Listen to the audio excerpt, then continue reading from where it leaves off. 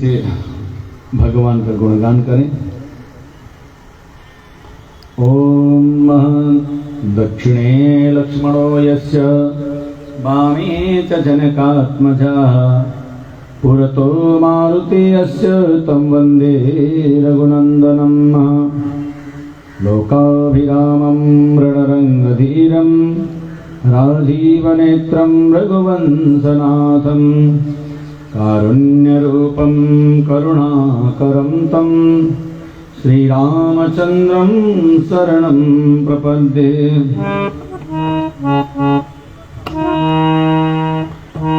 जीवन में सुखदाई है एक सहारा राम का, जीवन में सुखदाई है एक सहारा राम का, सुखदाई है एक सहारा राम का, जीवन में सुखदाई है एक सहारा राम का, जीवन में सुखदाई है एक सहारा राम का, एक सहारा राम का, एक सहारा राम का, एक सहारा राम का, एक सहारा राम का, जीवन में सुखदाई है एक सहारा राम का, जीवन में सुखदाई है एक सहारा राम का।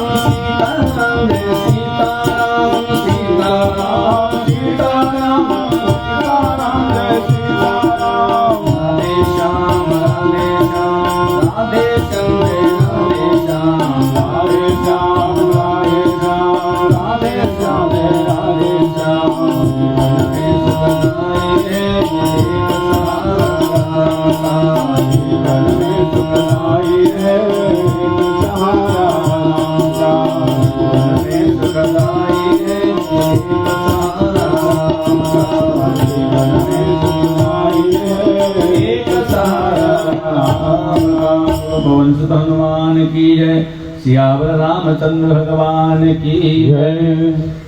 आइए इस हनुमत कथा में हम लोग प्रवेश करें। हनुमान चालीसा में गोस्वामी तुलसीदास ने सर्वप्रथम लिखा है कि श्री गुरु चरण सरोज रज हनुमान, जो गुरु की संज्ञा दी गई है। गुरु मतलब जो मार्ग दिखावे, रास्ता दिखावे, वही गुरु होता है। गुकारो अंधकारों से लुकारो तन निरोधक, अंधकार में जो प्रकाश दे वही गुरु है। हनुमान जी ने बहुतों को प्रकाश दिया, इसलिए हनुमान जी को भी गुरु की संज्ञा दी गई है। श्री गुरु चरण सरोज रज निज मन मुकुर सुधारी, वरणौ रघुबर विमल जसो जो दायक फलचारी। जीवन में सर्वप्रथम गुरु की आवश्यकता होती है। बिना गुरु के कल्याण किसी का भी नहीं हुआ है। यद्यपि हर प्रकार से हम लोग ज्ञान प्राप्त करते हैं, लेकिन गुरु प्रदत्त ज्ञान के सामने में सभी ज्ञान फेल हो जाते हैं। जैसे किसी ने कुछ निर्माण करने का ज्ञान सीख लिया हो किताब से, लेकिन किताब ये थोड़ी है कि आग कमजोर है कि आग तेज है, किसमें जलाना है, कितना मिनट लगता है, कितने मिनट में क्या बनता है, ये तो अनुभव के द्वारा ही ज्ञात होता है। किताब से तो ये सब ज्ञात नहीं हो पाता। इसलिए गुरु जीवन में हर क्षेत्र में गुरु की आवश्यकता होती है। इसलिए हनुमान जी को यहाँ पर गुरु की संज्ञा, गुरु के गुरु श्री गुरु चरण सरोज रज, और गुरु के जो चरण रज है ये क्या करता है? चरण रज बंदो गुरु पद पदोम परागा, बंदो गुरु पद पदोम परागा, ज्योति सुवास सरस अनुरागा, ज्योति सुवास सरस अनुरागा। बंदो गुरु पद पदोम परागा, हम गुरु जी के चरण कमल के रस को हम नमन करते हैं, क्योंकि गुरु जी का जो चरण रज है वो भी सभी कलमश को दूर करने वाला है।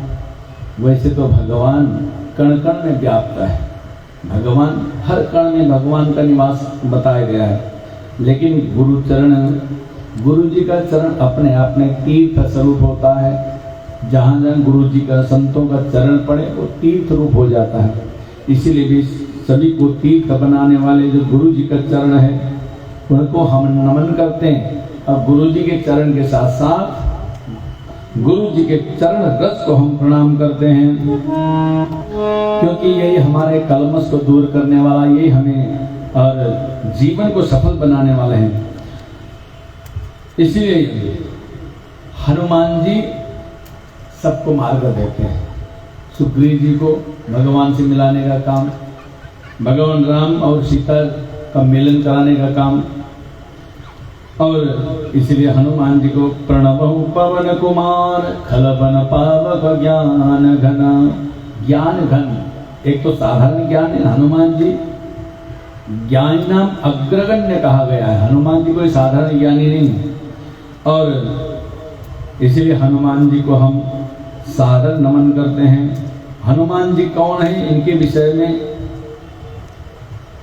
कई प्रकार की किंवदंतियां हैं। वैसे तो वस्तुतः जब भविष्य प्रदान किया गया था दशरथ जी के द्वारा, कैकेयी का जो हवि था तो एक चील उठा के ले गया। वायुदेव ने उसकी रक्षा की, कई इधर उधर बिखरे न। वायुदेव सब जानते थे इसका भविष्य क्या होना है। वो हवि चील के द्वारा जब उड़ा के ले जाया गया, अन्य पक्षियों ने देखा कि इसके मुंह में कुछ खाद्य पदार्थ है। अन्य पक्षियों ने आक्रमण किया। वो हवि गिर करके अंजना, जो हनुमान जी की माता थी, अंजनी उस समय भगवान भोलेनाथ की साधना कर रही थी, संतान प्राप्ति की कामना थी।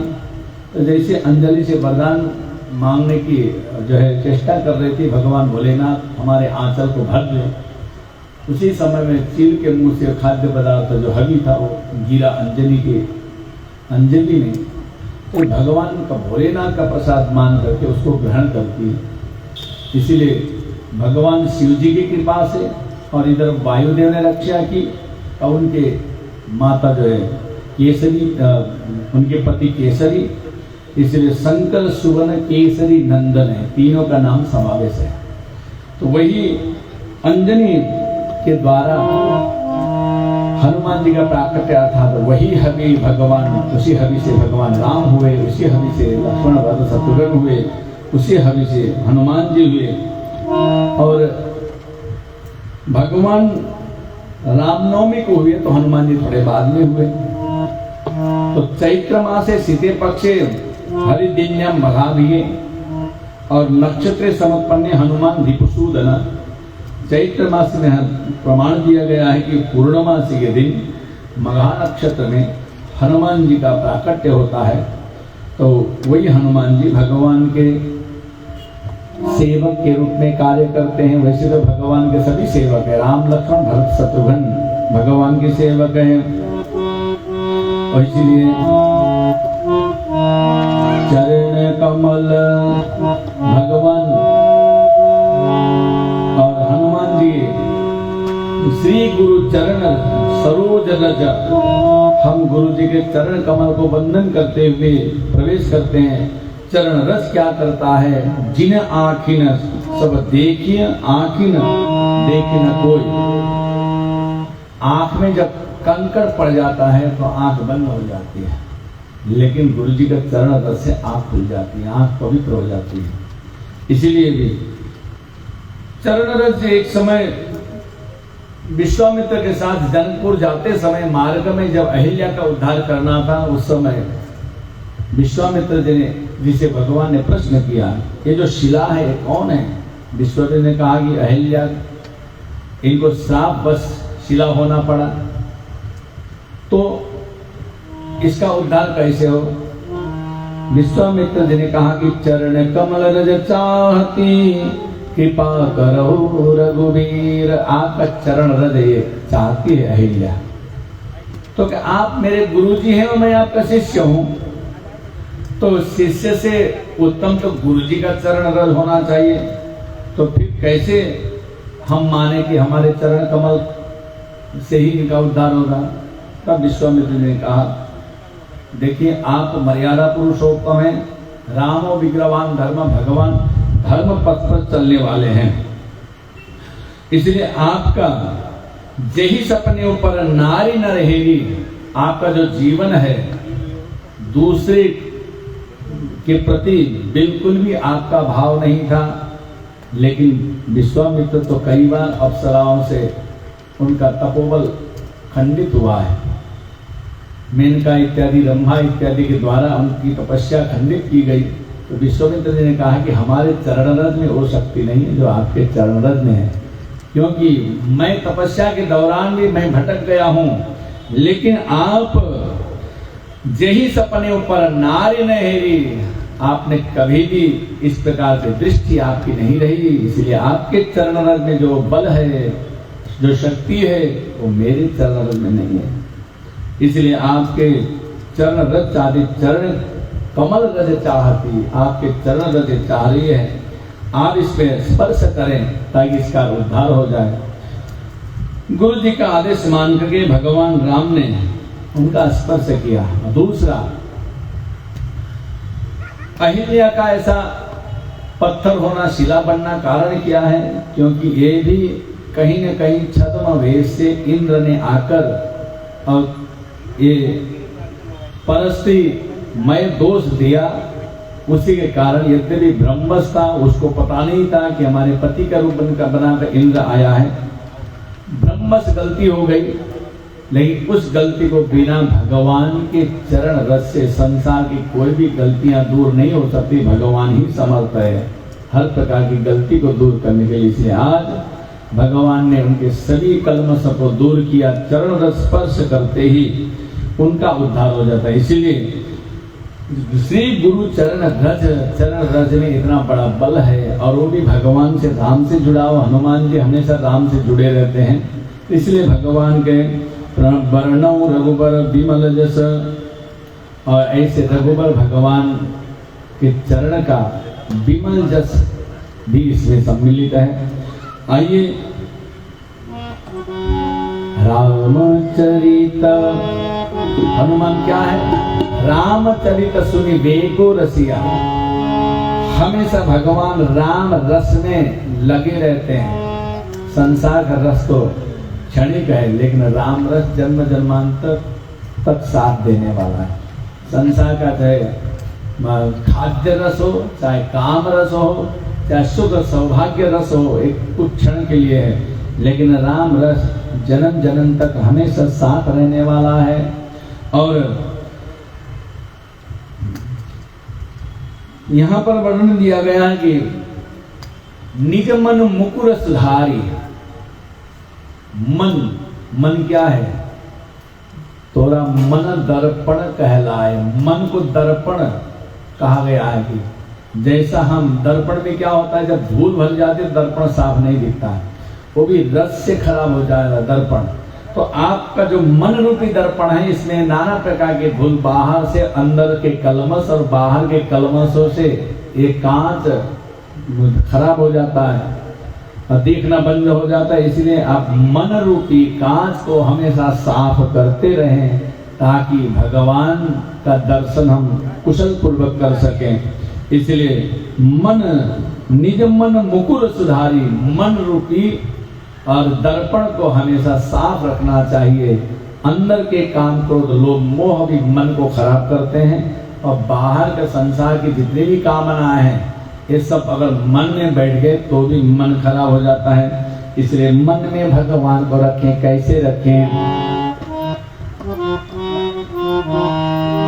मेरे मन में बसे हो बसे रहना, मेरे मन में बसे हो बसे रहना, प्रभु तन में बसे हो बसे रहना, मेरे मन में बसे हो बसे रहना, प्रभु तन में बसे हो बसे रहना, मेरे मन में बसे हो बसे रहना, प्रभु तन में बसे हो बसे रहना, मेरे मन में बसे हो बसे रहना, प्रभु तन में बसे हो बसे रहना, मेरे मन में हो मेरे तन में, मेरे मन में हो मेरे तन में, मेरे मन में बसे हो बसे रहना, प्रभु तन में बसे हो बसे रहना, मेरे मन में बसे हो बसे रहना, प्रभु तन में बसे हो बसे रहना।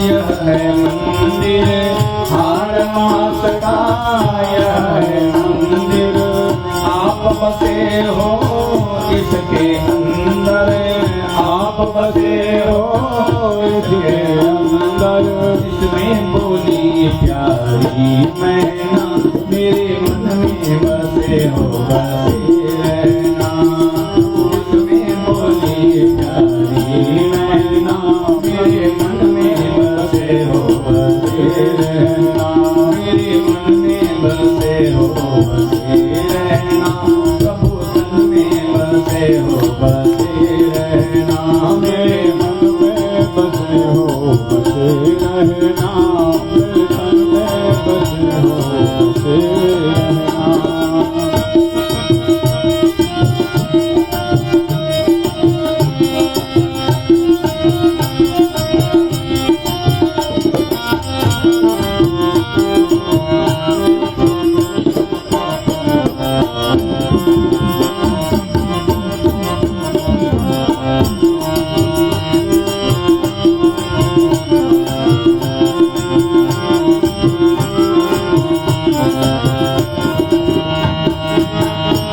मंदिर में ज्योति जलाओ, मन मंदिर में ज्योति जलाओ, मन मंदिर में ज्योति जलाओ, मन मंदिर में ज्योति जलाओ, निज दिन तेरा दर्शन पाओ, निज दिन तेरा दर्शन पाओ, में और संग में सदा रहना, मेरे मन में बसे हो बसे रहना, मन में और संग में सदा रहना, मेरे मन में बसे हो बसे रहना, मेरे मन में मेरे तन में, मेरे मन में मेरे तन में, मेरे मन में बसे हो बसे रहना, प्रभु तन में बसे हो बसे रहना,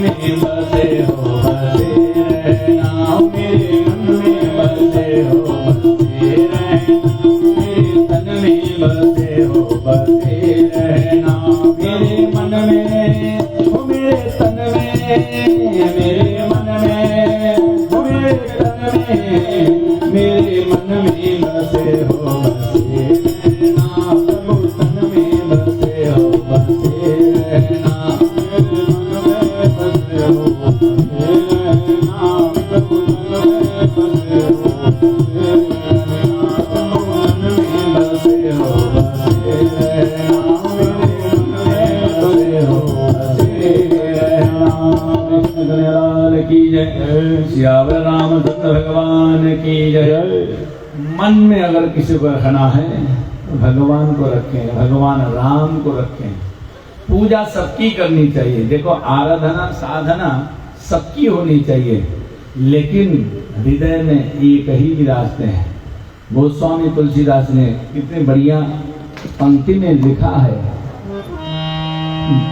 तुलसीदास जी गणेश जी की वंदना करते हैं, कहते हैं गाइए गणपति जगवंदन, गाइए गणपति जगवंदन, शंकर सुवन भवानी के नंदन, शंकर सुवन भवानी के नंदन।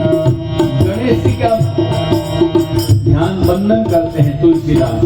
गाइए गणपति जगवंदन, गणेश जी मैं आपका वंदन करता हूं। शंकर सुवन, आप शंकर जी के सुपुत्र हैं। लेकिन वंदन का मतलब क्या है? मागत तुलसी दास कर जोरे और बसहु राम सिय मानस मोरे। तो वंदना पूजा किसी और की हो रही है, उनसे एक वरदान प्राप्त करना चाहते हैं, आप कृपा करो हमारे हृदय में भगवान सिया राम की जोड़ी विराजमान हो। इसका मतलब पूज्य भाव और ध्येय भाव दो होता है। पूजा सबकी करनी चाहिए, लेकिन ध्यान एक ही, जो इष्ट देव हम जिसको मानते हैं, कोई राम को मानते हैं, कोई कृष्ण को मानते हैं, कोई भगवती को मानते हैं, कोई शिव जी को मानते हैं, सब अपनी अपनी इच्छा के हिसाब से सब भगवान को मानते हैं। इसीलिए एक को हमेशा ध्यान करना चाहिए और पूजा सबकी करनी चाहिए। इसलिए तुलसीदास जी को भी सबको ये आदेश देते हैं कि देखो सबकी पूजा करो। यज्ञशाला में अलग अलग देवता है, उनका अधिकार है, कोई भी यज्ञ में उनका स्थान मिले और उस स्थान के द्वारा उनको प्राप्त हो। एक दक्ष प्रजापति ने शंकर जी का स्थान नहीं रखा, यज्ञ विध्वंस हो गया। एक बाकी सबका स्थान था, सैकड़ों देवता थे, लेकिन सैकड़ों देवता मिल करके भी इस यज्ञ को नहीं बचा पाए, विध्वंस होना पड़ा। एक का अपमान भी सब पे भारी हो जाता है, इसलिए स्थान सबको देना चाहिए। सबका कम से कम नाम ले करके, जैसे आज हमने आह्वान किया, इसलिए विधान है कि सबका छूटना नहीं चाहिए। जब कभी लिस्ट में हम नाम पढ़ते तो अपना नाम ढूंढते हैं, सैकड़ों नाम वहाँ होते हैं, लेकिन फिर भी हम अपना नाम ढूंढते हैं कि मेरा नाम है कि नहीं। तो इसी प्रकार से देवता लोग स्वर्ग में कोई पूजा पाठ यज्ञ याग आदि तो होता नहीं, उनको अधिकार मिला ही नहीं, स्वर्ग में पूजा करने का अधिकार है ही नहीं। जो हम लोग यहाँ करते हैं वही पुण्य उनको भी मिलता है। इसलिए भगवान ने गीता में आदेश दिया, देवान भावयतानेन ते देवा भावयन्तु परस्परम भावयन्त श्रेयम परमवासतः। देवान भावयतानेन, देवता लोग आपको उन्नत करेंगे, आप लोग देवता की पूजा करेंगे। इससे क्या है? परस्परम भाव, एक दूसरे का भाव रखेंगे तो श्रेय परम श्रेय वहीं से मिलता है। देवताओं की कृपा से भी हमारा कल्याण होता है। इसलिए संसार के जितने धन दौलत से कल्याण हो, जन समर्थन से कल्याण हो, इससे कोई जरूरी नहीं है। अगर आपके प्रति सभी देवता प्रसन्न हो, जहाँ पर कृपा राम की हो तहाँ पर कृपा करें सब कोई इष्ट, तो भगवान राम है या कृष्ण है। इसी प्रकार से हमें मन को एक इष्ट के प्रति लगाना चाहिए, मन सबको नहीं देना चाहिए। अगर मन देना है तो मात्र भगवान को दें। लोग एक दूसरे को विश्वास जताने के लिए कहा करते हैं बस मन हमेशा तेरे साथ ही लगा है, मन से चाहता हूँ या चाहती हूँ, बस मेरे मन में तो तुम ही बैठे हो या बैठी हो। तो एक मन है, मन सबको देना नहीं, मन अगर देना है तो मात्र भगवान को अर्पण करना है। मेरे मन में प्रभु आप हमेशा निवास करो, इसीलिए कहते मेरे मन में बसे हो, बसे रहना प्रभु तन में बसे हो, बसे रहना मेरे मन में बसे हो, बसे रहना बसे हो। इसलिए मन भगवान का मंदिर है। मन क्या है? भगवान का मंदिर है। और हमारा शरीर मंदिर का बाहर का प्रांगण है शरीर, लेकिन शरीर के जो हम मंदिर में दर्शन करने जाते हैं, मंदिर शरीर है, भगवान का जो गर्भगृह है यही आत्मा है। तो जिस तरह से हमारा शरीर मंदिर है, मन जो हमारा हृदय है ये आत्मा है। तो जब मंदिर साफ सुथरा रहेगा तो ही लोग दर्शन करने के लिए जाएंगे। मंदिर बाहर से कचरा भरा हुआ है तो मंदिर में कोई दर्शन नहीं करने जाता। इसलिए हमारे इस शरीर रूपी मंदिर को भी बाहर से हमेशा साफ रखना पड़ेगा, तब अंदर से साफ। बाहर की सफाई है, ये सांसारिक नाना प्रकार के जो कचरे भरे पड़े हैं उससे हमको साफ करना है।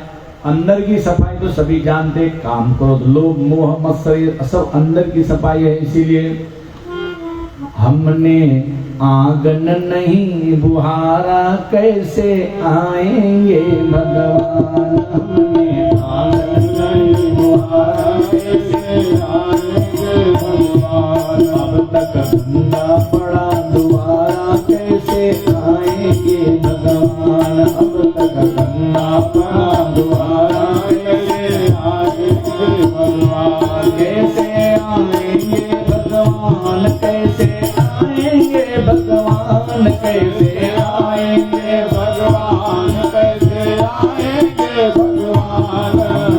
आंगन नहीं बुहारा कैसे आएंगे भगवान, हमने आंगन नहीं बुहारा कैसे आएंगे भगवान। भगवान आते कब हैं?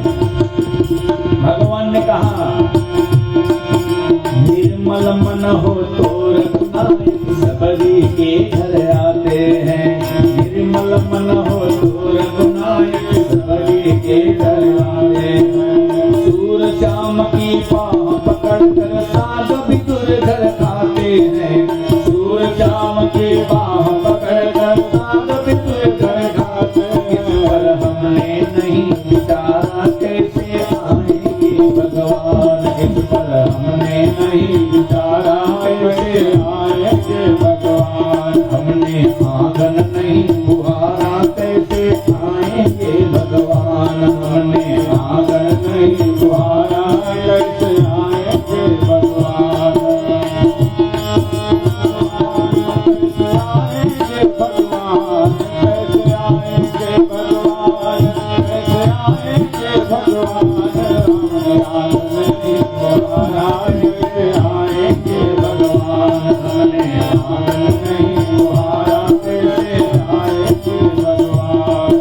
हृदय हमारा पिघल न पाया जब देखा दुखियारा, हृदय हमारा पिघल न पाया जब देखा दुखियारा, हृदय हमारा पिघल न पाया जब देखा दुखियारा, हृदय हमारा पिघल न पाया जब देखा दुखियारा। किसी पंथ भूले ने हमसे पाया नहीं सहारा, किसी पंथ भूले ने हमसे पाया नहीं सहारा। सूखी है करुणा की धारा कैसे आएंगे भगवान, सूखी है करुणा की धारा कैसे आएंगे भगवान। हमने आंगन नहीं बुहारा कैसे आएंगे भगवान, हमने आंगन नहीं बुहारा कैसे आएंगे भगवान। अब तक गंदा पड़ा द्वारा कैसे आएंगे भगवान, अब तक गंदा पड़ा द्वारा कैसे आएंगे भगवान। भगवान कहते गीता में नव द्वार पूरे देही, हमारा शरीर में 9 प्रकार के द्वार हैं और सबसे बड़ा द्वार तो है मुख, ये भी एक दरवाजा है। मुख को हरिद्वार कहते हैं। तो हरिद्वार में इसके हरि का नाम रहना चाहिए, भगवान का नाम हमेशा मुख में। जब मुख में भगवान का नाम रहता है, हनुमान जी ने क्या किया था, जब सीता का पता लगाने गए थे तो जब ऊपर वृक्ष में चढ़े थे, उन्होंने मुद्रिका को मुंह में ले लिया और मुंह में ले करके, तो यहाँ किसी ने पूछा कि भाई भगवान हनुमान जी ने मुख में मुद्रिका क्यों रखी।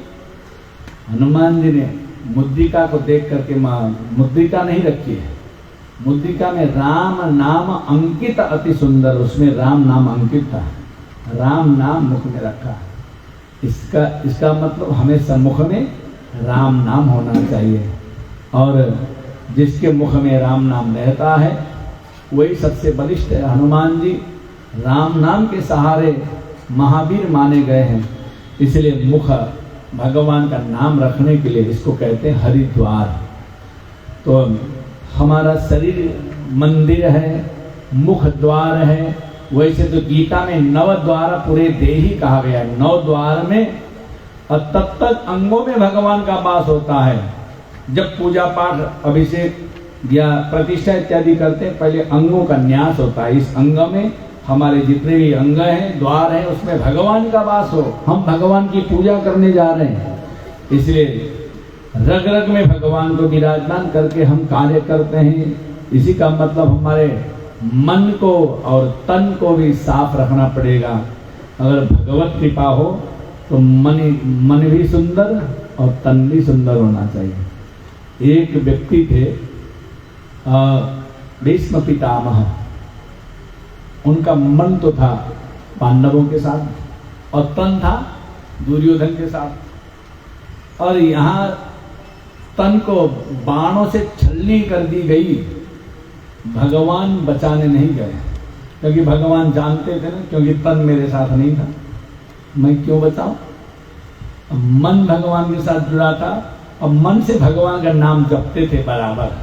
सरसैया में पड़े थे तो भी भगवान का नाम स्मरण बना रहता। भगवान का नाम जपने से जो बाणों की पीड़ा थी वो पीड़ा से वंचित थे, पीड़ा नहीं होती थी, क्योंकि मन में भगवान थे। लेकिन तन हो गया बेकार, क्योंकि तन अधर्म के साथ जुड़ा था। और इसी प्रकार हमारा भी तन अधर्म के साथ जुड़ जाएगा तो भगवान उसकी गारंटी लेने वाले नहीं है। तो भगवान मन के साथ जुड़े थे। अब भगवान उस समय गए नहीं, बचाने कब गए, जब दुर्योधन मारा गया तब। जब तक जीवन से अधर्म अलग नहीं हुआ तब तक भगवान दूर थे भीष्म पितामह से। जब दुर्योधन मारा गया तब पांडवों को लेकर के भीष्म पितामह के पास हालचाल पूछने जाते हैं कि आप कैसे हैं, अभी तक क्यों नहीं आए, क्योंकि अभी तक आपका तन जो है अधर्म के साथ जुड़ा था। अभी आप जो है अधर्म आपके साथ छोड़ दिया है, दुर्योधन मारा गया है, इसीलिए जो है आया हूं। ये भी कहा कि हमने बैठे बैठे मैंने लेटे लेटे मैंने ये देखा 100 जन्म तक हमने कोई पाप किया नहीं, तो फिर ये प्रायश्चित तो मुझे क्यों भोगना पड़ रहा है। भगवान ने कहा कि आपने किया नहीं, पाप देखना भी पाप है। पाप के 5 अधिकारी होते हैं, एवढा कर्ता भी है, भोक्ता भी है, प्रेरणा देने वाला और एक उकसाने वाला और उससे फायदा उठाने वाला। पाप एक करता है और फल भोगते हैं उसमें 5, टोटल मिलाकर के 5 लोग उसके होते हैं। तो इसमें पाप देखना भी पाप है, पाप करने की आज्ञा देना भी पाप है। तुम करो हम देख लेंगे, और उससे तुमने ऐसा करते हुए हमने देख लिया, इतना पैसा दो नहीं तो मैं सबको उजागर कर दूंगा, सबको बता दूंगा। ये फायदा उठाना भी पाप है। उस पाप के वस्तु को बेचना भी, बिक्री करना भी पाप है। तो ये अकेले नहीं होता है, आपने पाप नहीं किया लेकिन आपने पाप होते देखा है। और दूसरी बार आप पूछ रहे हैं कि किस जन्म का हमें कर्म फल भुगतना पड़ रहा है।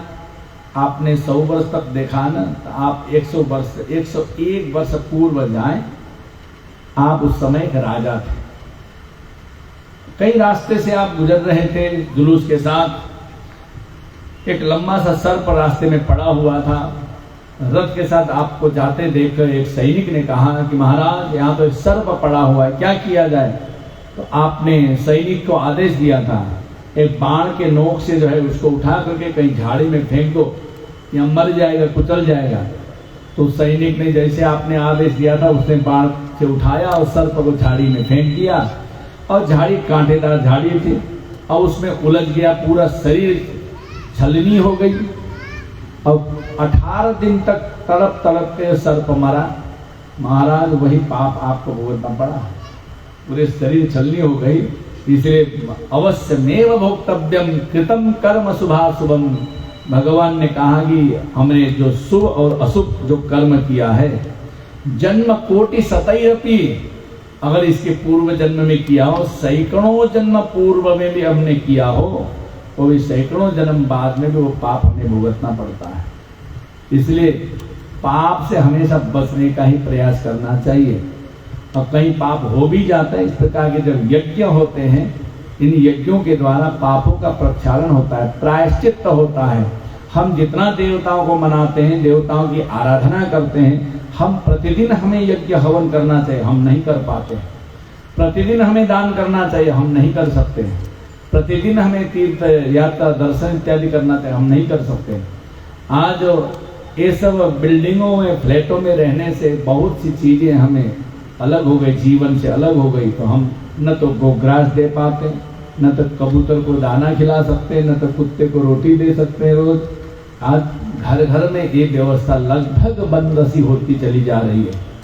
तो फिर हम पाप ही तो खा रहे हैं, तो पाप का अन्न तो हमको पाप ही बनाएंगे। इसलिए जितना भी हो सके इसका प्रायश्चित करते रहना है। जिस प्रकार का यज्ञ में, इस प्रकार का आयोजन में पापों का प्रक्षालन होता है। बाकी तो हम चलते फिरते भी कितने कीड़े मकोड़ों को कुचल देते हैं, हत्या करते हुए हम चलते हैं, रोज हम उसका प्रक्षालन नहीं कर पाते। इसलिए भी जन्म जन्मांतर भी हमें पाप का फल भुगतना पड़ सकता है। इसी प्रकार जन्म कोटि शतैरपि।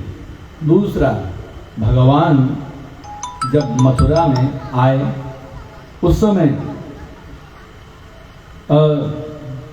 चतुर्भुज बनकर प्रकट हुए, पहले बालक नहीं बने।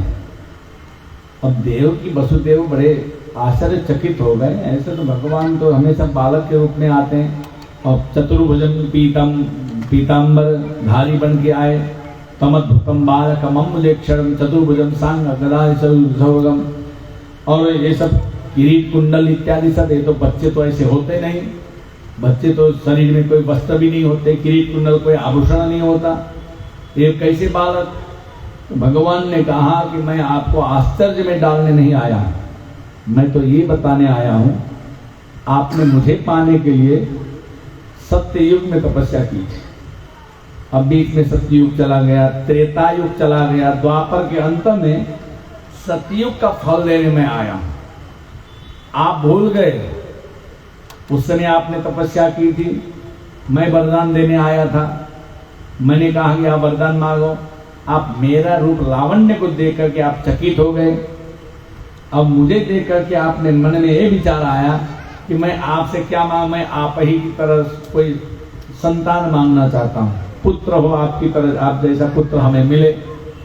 मेरे जैसा पुत्र तो मैं संसार में ढूंढता रहा, अभी तक कोई मिला नहीं, इसलिए मुझे ही आना पड़ा। अर्थात सतयुग के जो तपस्या का फल था, वो भी संयोग की बात है, दोनों पति पत्नी ने मिलकर तपस्या की थी, और दोनों पति पत्नी द्वापर में वही पति, सत्ययुग के पति पत्नी कश्यप अदिति महातपकीना, कश्यप अदिति सत्ययुग में तपस्या की थी, वही द्वापर युग के अंत में वसुदेव देवकी बनकर आए।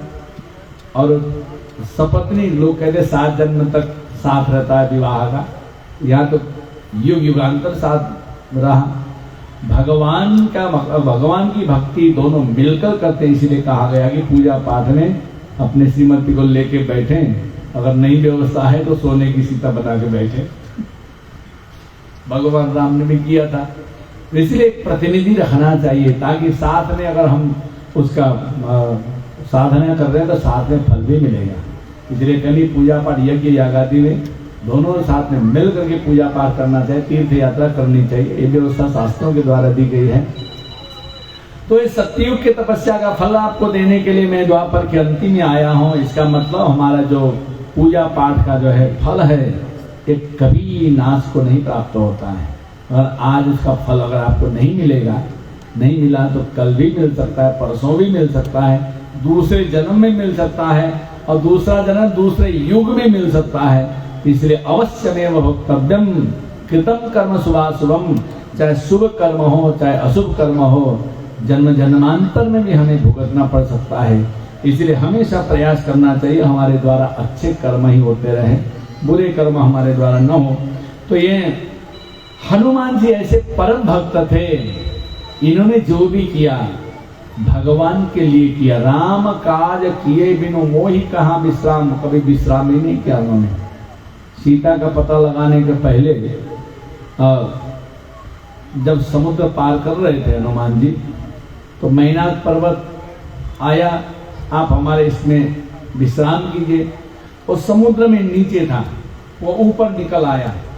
कहा जाता है कि पहले सतयुग में पर्वत भी एक जगह से दूसरी जगह चलते थे। जैसे गिरिराज जी हैं, वो द्रोणाचल का बेटा, और द्रोण पर्वत से अगस्त्य जी लेके आए थे, इन्हीं की तलहटी में तपस्या करूंगा। तो वृंदावन आने पर वो पर्वत बड़े भारी हो गए, तो उन्होंने रख दिया, तो पर वहां से अचल हो गए गिरिराज जी।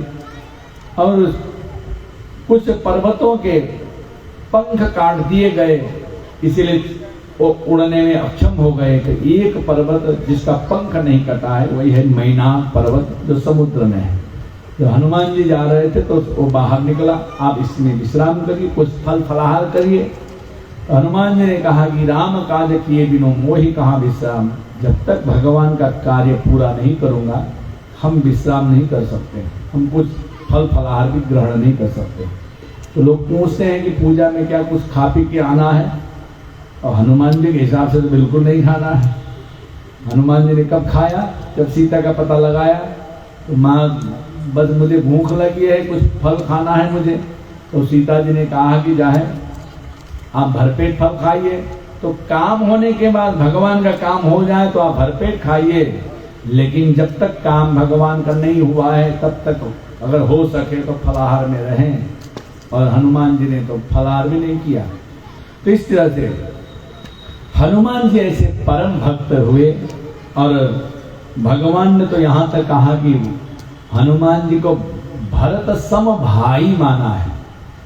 जैसे भाई का जो संबंध होता है, जन्म जन्मांतर का अटूट संबंध होता है, हनुमान जी आप भी हमारे भरत सम भाई। अब यहाँ थोड़ा सा संकेत भी किया है, जो हवि कैकेयी के हाथ से जो हवि गई थी वही हनुमान जी हैं, और जो कैकेयी के हाथ से भरत जी भी हुए। तो यहाँ भगवान ने संकेत दिया मम प्रिय भरत सम भाई, तो अर्थात आप भरत के सरीस हो तुम, भले तुम्हारा जन्म अलग है, तो जो हवि से भरत हुए उसी हवि से आप भी हैं, जैसे भरत समा हो गए हनुमान जी। ऐसे परम भक्त हनुमान जी का जो है ये पुण्य उत्सव चल रहा है 5 दिन का। पंचकुंडीय हनुमान जी और पंचानन 5 मुख वाले हनुमान जी भी हैं। तो हनुमान जी चरण श्री गुरु चरण सरोज मन मुकुर सुधारी, मन रूपी कांच को हम साफ करें और बरनऊ रघुबर विमल जसु। तब भगवान राम का जो जस है, जब तक मन साफ नहीं होता है तब तक कोई घुसता नहीं अंदर, सत्संग की बातें नहीं घुसती, क्योंकि मन साफ नहीं है। एक सेठ जी कभी सत्संग में नहीं जाते थे, पत्नी ने बहुत समझाने बुझाने पर जाने को तैयार हो गए। तो जा करके बैठ तो गए, और व्यास जी जो भी भक्त लोग आए, आइए पधारिए। और जब प्रणाम करते इतने में जो आइए पधारिए चल रहा था, तब तक उनको कोने में पकड़ के बैठे थे, सो गए। शुरू में आइए पधारिए कान में घुसा, अंत में जब बड़े जोर से जयकारा हुआ तब उनकी नींद खुली। अब कार्यक्रम संपन्न हो गया, आप लोग जाइए, और सब जाने लगे। तो वहां से सत्संग से पहुंचे घर में, तो पत्नी ने पूछा कि क्या सुना, आप सुने सत्संग में? सत्संग में हमने कुछ नहीं कहा, बस आइए और पधारिए और जाइए, यही शब्द सुना। अब संजोग से जो है ये गुरु मंत्र है, इसको आप हमेशा याद करो। आइए पधारिए जो व्यास जी के मुंह से जो भी सुना जाता है सब गुरु मंत्र ही होता है। तो गुरु मंत्र मान करके जो है इसको अंगीकार करें तो ठीक है। अब जो सत्संग कथा में नींद आ गई थे तो रात को नींद तो आई नहीं, और श्रीमती सो गई, वो यही आइए पधारिए जाइए यही चल रहा था। संजोग से एक चोर घुसा, और चोर घुसा तो अब वो आइए पधारिए वो सब बोल रहे थे। तो जैसे घुसा अंदर तो तुरंत बोल पड़े आइए। चोर का लगा कि जो है ये मुझे देख रहे हैं, समझ रहे हैं, आइए, और फिर भी उस नींद में बोल रहे हैं। फिर अंदर घुसा तो अंदर जाकर के बैठ गया, सुनने लगा, आइए पधारिए जब बोला तो भी जान गया।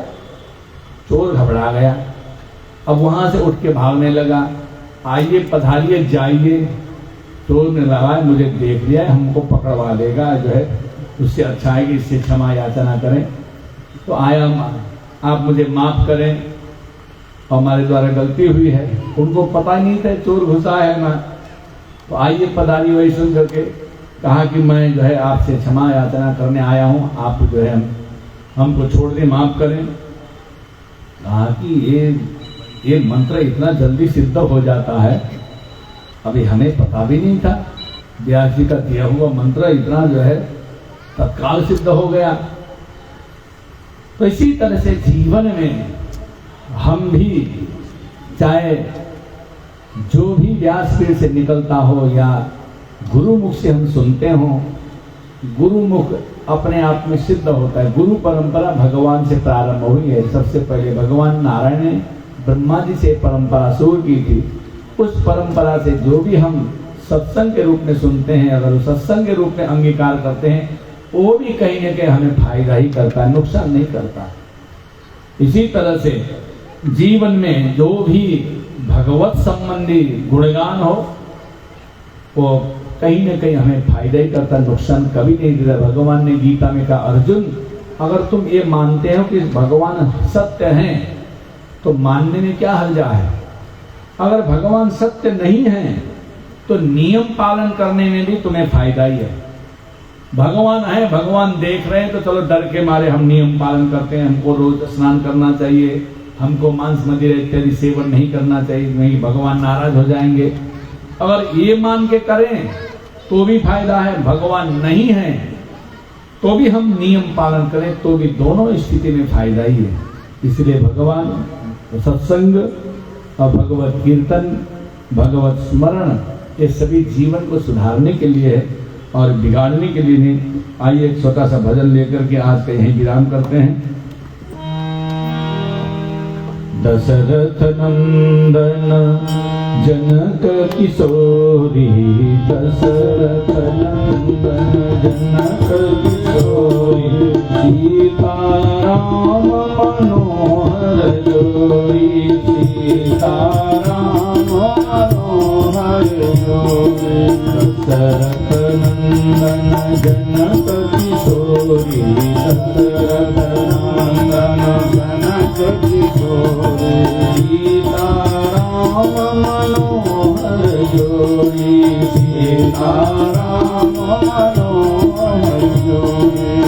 राजा राम जानकी रानी, राजा राम जानकी रानी, आनंद मगन अवध रजरानी, आनंद मगन अवध रजरानी। जय जय राम जय सिया राम, जय सिया राम जय जय सिया राम, जय सिया राम जय जय हनुमान, जय सिया राम जय जय हनुमान, जय सिया राम जय जय सिया राम, जय सिया राम जय जय सिया राम, जय सिया राम जय जय हनुमान, जय सिया राम जय जय हनुमान। सीता राम मनोहर जोड़ी,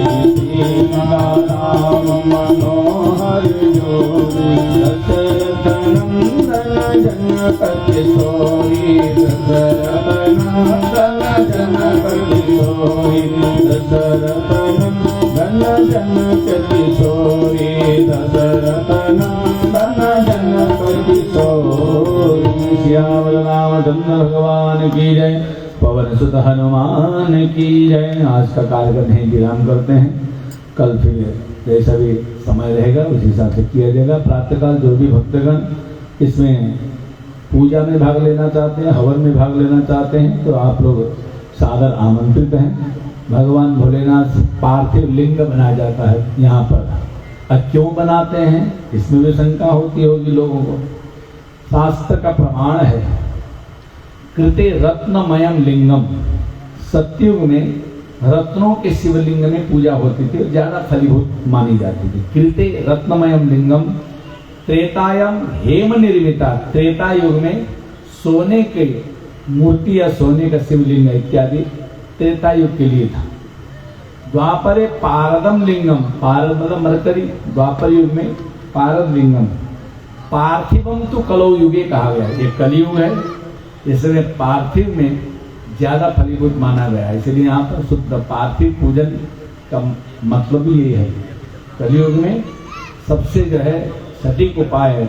यद्यपि अन्य आप सोने की मूर्ति भी आप रख सकते हैं, पारद की भी रख सकते हैं, या रत्न जैसे डायमंड की मूर्ति है, स्फटिक की मूर्ति है, या पुखराज की लिंग इत्यादि मूर्ति इत्यादि है, इनमें भी आप कर सकते हैं। लेकिन कलयुग में सर्वोपरि है पार्थिव। पार्थिव मतलब पाषाण पत्थर भी है, मिट्टी से रिलेटेड या मिट्टी, ये दोनों जो है कलयुग के लिए एकदम मान्य है।